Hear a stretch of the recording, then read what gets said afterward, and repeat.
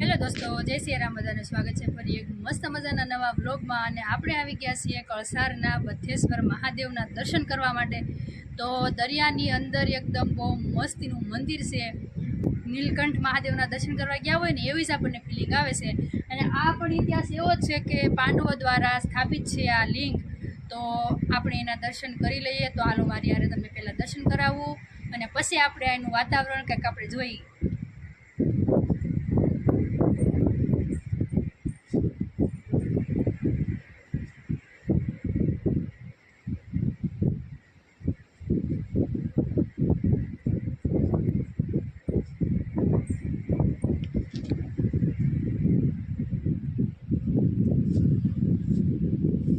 માન્યતા પ્રમાણે કે આપણે આમ હાથમાં આવે નહીં તો આપણે ટ્રાય કરીએ છીએ। આપણે આનો પાપ છે કેવા છે હું છે આનો ટ્રાય કરીએ।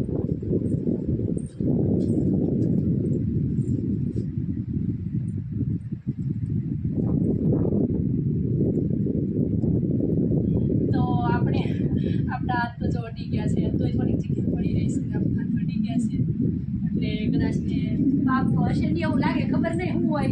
તો એવી માન્યતા છે તો આપણે ભગવાનના દર્શન કરી લીધા। અને આ પણ એક જૂનો ઇતિહાસ છે।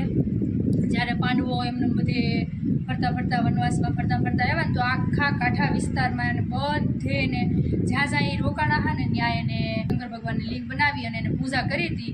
તો એ રીતના બધે દરિયે છે, તમે પહેલાં આમ જાઓ તો નકળંગ છે, પછી ગોપનાથ આવે, પછી આપણે દિયાલે આવે, અને પછી આ અહીંયા આવે, પછી ભવાની, જેમ જેમ એ જાતા ગયા એમને સ્થાપના કરતા ગયા છે। તો જો આ બધાનો જૂનો ઇતિહાસ છે। તો અહીંયા તમે ક્યારેક આવજો દર્શન કરવા માટે। તો ધજા પણ એ રીતના જ છે અને સ્તંભ પણ એ રીતના જ છે। તો આપણને એવું જ લાગશે કે આપણે નીલકંઠ મહાદેવે ગયા હોય એવું જ લાગે। અને અહીંયા કાંઈક સિક્કા નાખેલા છે, આપણને એવી ખબર નહોતી કેમ કે હું તો પહેલી વાર જ આવી છું। નહીં તો આપણે એવું કંઈક સિક્કાનું એવું કંઈક કરજો, આમાં સિક્કા ખૂટાડેલા છે જુઓ, બધી સિક્કા। અને આ કંઈક પહેલાંના હશે એમનો જો આ ખૂટાડેલા છે, પહેલાંનું છે સિક્કા, જો આ બધા સિક્કા છે આમાં। એકદમ દરિયાનો કાંઠો એકદમ મસ્ત છે, જંગલ વિસ્તાર જેવો જંગલ જ આવી જાય હાવ એકદમ કાંઠો છે। અને સામે જે ઓડા દેખાય ને એ ઓડા ત્યાંથી આપણે આવવાનું। કસારમાં ગમે એને પૂછ્યો તમને કે બધેશ્વર મહાદેવે જવું છે એટલે તમને કોઈ પણ બતાવશે। ને ગામના આજુબાજુના હોય તો બધાને ખબર જ હોય। તો હવે આપણે તો અહીં પહેલી વાર આવ્યા છે ને આપણે નાસ્તો લેતા આવેલા છે, તો હાલો થોડો ઘણો નાસ્તો કરી લઈએ। તો હાલો આપણે જો નાસ્તો બહુ બધો લઈ આવ્યા છીએ। તો જો નાસ્તામાં શું છે તમને પહેલાં દેખાડી દઉં। તો જો પાણીપુરી છે, પછી ભૂંગળા બટાકા છે, પાવભાજી છે, પછી દાબેલી છે, અને આપણે શું કહેવાય બબલા વગરનું તો આપણને મજા જ ન આવે। તો આપણે જો બબલા લઈ લીધા છે, અને હારવાર ઠંડુ પાણી, અને આપણી ફેવરિટ ઓરેન્જ। તો આવું બધું છે ખાવામાં, નાસ્તો એટલે નાસ્તો કરવામાં તો ન કહેવાય, ખાવામાં જ કહેવાય। તો આવું બધું છે। તો હાલો પહેલાં આપણે નાસ્તો કરી લઈએ બહુ ભરપૂર। તો હેલો ફ્રેન્ડ્સ, આપણે અહીંયાથી બધેશ્વર મહાદેવના દર્શન કર્યા છે ને અહીંયાથી હવે જવાનું છે આપણે રત્નેશ્વર। તો ત્યાં આપણે મહાદેવના દર્શન કરવાના છે। તો હાલો બધાને જો આપણે ના જઈએ અને ત્યાં જઈને પછી આપણે રત્નેશ્વર મહાદેવના દર્શન કરાવવું।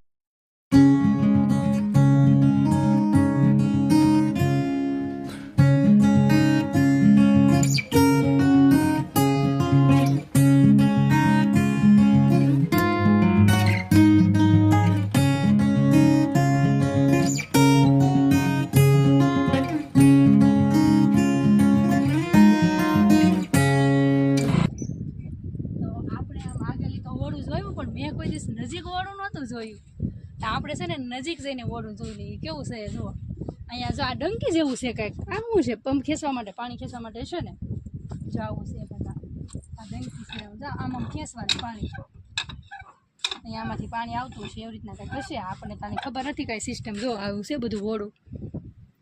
તો આપણે પહોંચી ગયા છીએ દયાલ રત્નેશ્વર મહાદેવે, અને હવે આપણે જવાનું છે દર્શન કરવા માટે। તો અહીંયાથી જો આપણે મંદિર એકદમ મસ્ત દેખાય છે।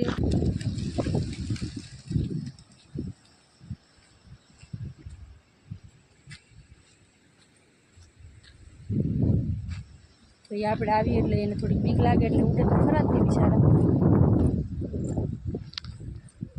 તો હવે આપણે મંદિર તરફ આવી ગયા છીએ, નજીક પહોંચી ગયા અને પહેલાં દર્શન કરી લઈએ। તો દર્શન કરી લેવા બધા।